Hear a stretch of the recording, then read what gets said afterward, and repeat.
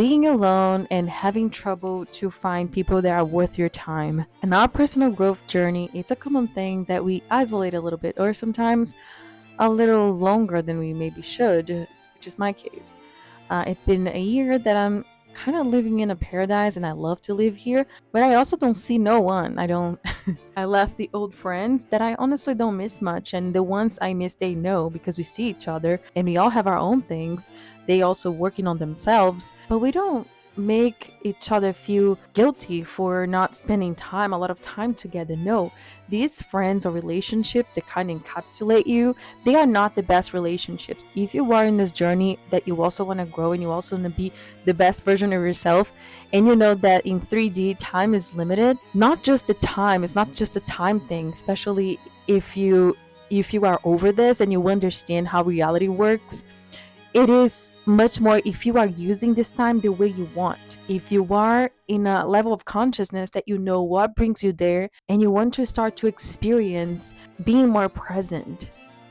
Being more present when you can accomplish more is when you can feel people, their intentions, and you can understand how you feel. You can understand what is worth for you and what your values are.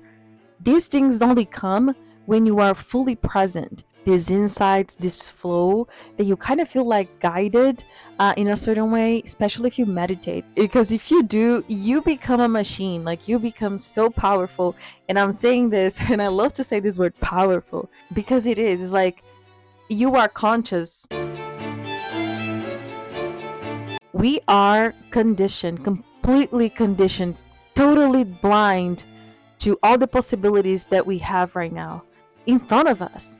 When we change the focus a little bit, it's when we start thinking about or feeling different things, imagine different outcomes, things that you could be, that you could do, is when you start attracting this new reality for you. Have you ever heard about, what is the name of the principle? Well, I forgot the name of the principle, but what it is when you are focused on something, let's say, I want to give you $50 for each red car you see on the streets.